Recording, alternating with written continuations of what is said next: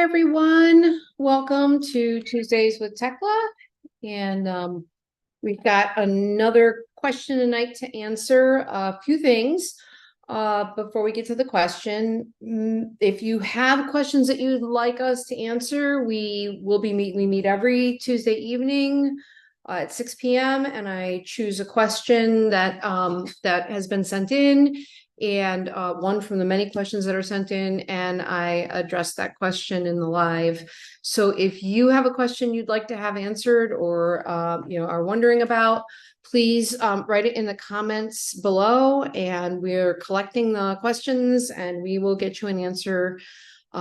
We promise, maybe not very next week, but within a few weeks we'll get to your question as well.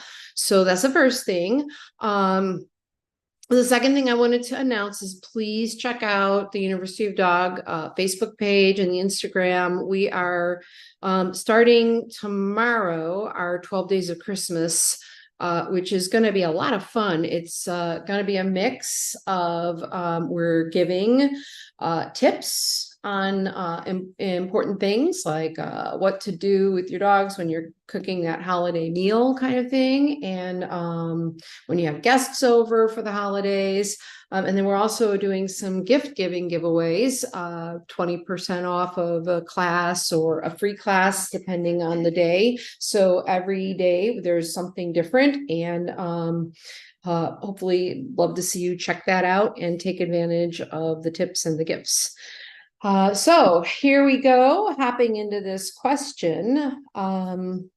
Really important one. How many of y'all tend to lose your socks, right? Like I never end up with the same number of socks, right? The dryer may eat them, the washer may eat them, or in some cases, the dog may eat them. So this question was specifically, how do I stop my dog from eating my socks? That's literally all she takes, and then throws them up hours later. So that's again a really great question, and I'm going to answer it through a hierarchy of handling it. And there's always, to me, multiple ways to address things, and there are always some ifs, ands, and buts and things to take into consideration. So I don't have an age on this dog. I don't know if it's a puppy. I don't know if it's a year or under. I don't know if it's over a year old. I'm not really sure where it is in its development. So I'm going to start with answering the question as if it were a puppy first. I give some really pointed advice in my puppy classes, and that advice is simply this: when you're raising a puppy, and to me, from a perspective of needing to learn about the house, needing to get through teething and not be so fixated on things with their mouths, needing to be potty trained, those types of things. I have a break of a year old, right? So anything under a year old, I tell my clients that when you have your puppy loose in your house, they're under a year old, they should be one of a few places, right? They should be in your direct line of vision with, depending on their development and what you have going on in the room that you're in, between 50 to 80% of your attention on them. And the reason for that is so that you can take part in teachable moments. They don't know that book on the coffee table is not a toy. You need to teach them, right? They don't know that the slippers in the corner of the room are not a toy. You need to teach them. So first and foremost, we want to make sure that we're around to teach our puppies under a year old that what they can and can't have. And the best way for me to teach a puppy that is to puppy proof. So if you've got socks lying around, whoever sent this question in, my first bit of information would be, especially if this is a puppy, control the environment better, right? Make sure the socks are away where they cannot be accessed. When it comes to puppies, I say puppy proof the house. Basically, or the room that you're going to be in with your puppy, puppy proof it. Don't have a bunch of things that are forbidden fruit. right? Don't even have those things around. I have Malinois. Before that, I had German Shepherds, and my dogs are not running around my house chewing my things. But that's because for the first year of their life, the only thing that they self-satisfy on are the specific chew toys and chew bones that I give them. And so by the time they're a year old, that's their habit. They want those things. They don't care about anything else.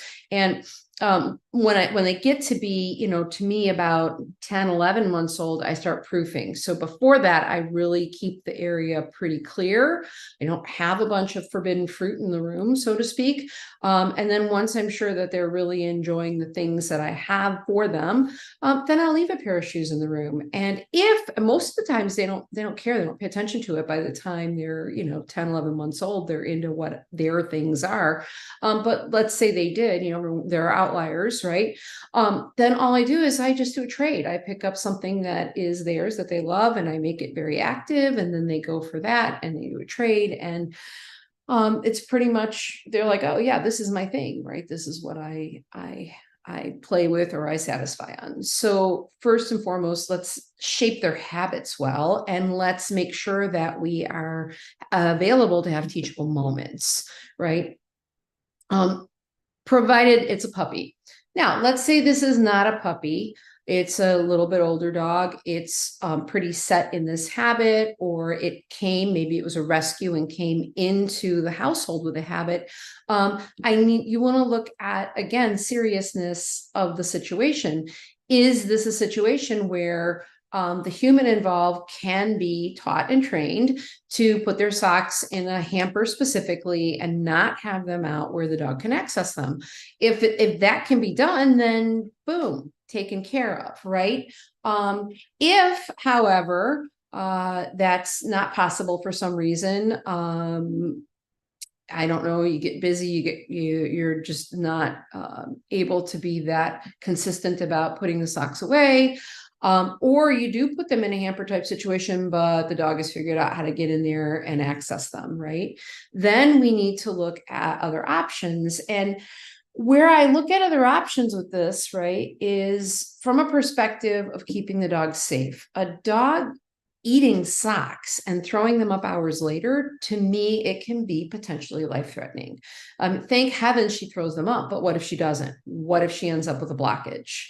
That's life-threatening. It's not safe. And I don't think that, throwing up socks even on a weekly basis, one time a week, is great for their esophagus and their stomach and all of that. So I would then move to potentially go to some type of a remote collar avoidance correction. I would probably train on the socks, because to me, there's a hierarchy here of what is safe and what is important for the well-being of the dog, right? To me, I would much rather make one or two corrections from a remote collar and have the dog be like, nope, no socks anymore, I don't touch them.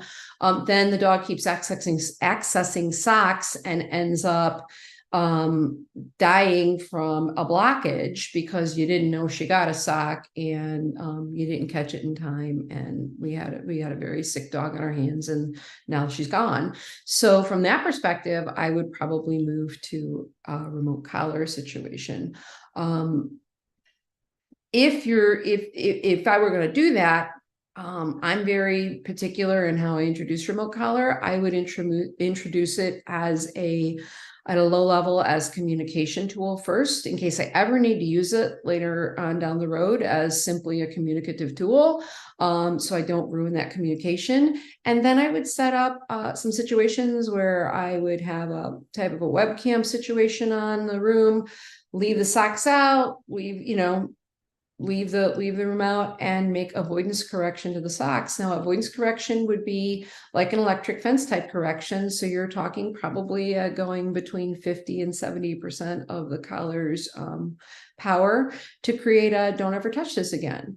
And there are probably some purely positives out there that will demonize me for this. Will say that I'm being terrible for even making the suggestion. But again, I'm looking at it from the perspective of what is more humane, allowing this dog to continue to eat socks, and maybe she doesn't throw them up at some point and she dies from a blockage. Or we make a couple of corrections and she never approaches the socks again, right? Like that's your trade-off there, right? And again, if this is a situation where it's not just a once in a while thing and the dog is continually seeking out the socks, we need to be done with this. I would also say, though, that there might be spectrum in between. Like if you have a dog that's more sensitive, you could consider a vibration from the collar instead of an avoidance correction. I have not found that to work in general, but if you want to go through that hierarchy, you could try that. You could get something that makes a loud noise and coordinate that with the pickup of the sock. If you have a dog that's a little more sound sensitive, I remember hearing about a colleague of mine that had used a marine horn, like marine is in foghorn type horn, right? And they got one of those and they made the noise super loud and it was enough to startle the dog. And I was like, I don't go near that again. So you could do something like that. But again, regardless of what you're using, whether it's a vibration or it's a loud noise or it's stimulus, electric stimulus, which you need to understand is that you're making an avoidance correction. And an avoidance correction is set in a way that it affects the individual enough where they say, I'm not going to do that again, right? I'm not going to entertain that again. And I think in closing, what I would say about that is we've all had to deal with that in our life in some way or other. One of my analogies is if I'm cooking in the kitchen and I'm like really, really busy, I know not to touch a hot pot. I know that. Probably at some point in my life, I was cooking and I nicked my hand right on the edge of the pot and I could feel it was hot. Ow, I back off. That's an avoidance correction, right? It keeps me from getting a 3rd-degree burn, keeps me from something more serious and dangerous, right? And I'm not so afraid of pots that I don't navigate the kitchen and I don't cook, but I know I don't touch them. So it's the same thing. You can wear socks around your dog and your dog's not going to freak out about it. But if the socks are laying on the floor, your dog's going to be like, nope, not touching that. I'm going to walk the other way. And that's what we're looking for. So again, what I'm looking at here is how serious the situation. If this is a dog that is eating socks on a regular basis and is risking something more serious going on because of that, then I would move for an avoidance type correction as my line of handling it. Again, we've already discussed earlier in this live other things that are possible to do as well. If you have a puppy, if you have an older dog, but you can be very consistent about making sure things are put away, etc. So I hope this helps. Take care. Hope you check out our page for the 12 Days of Christmas, the tips and gifts that are going to be going on. And you guys just have a wonderful evening. Take care. Bye-bye.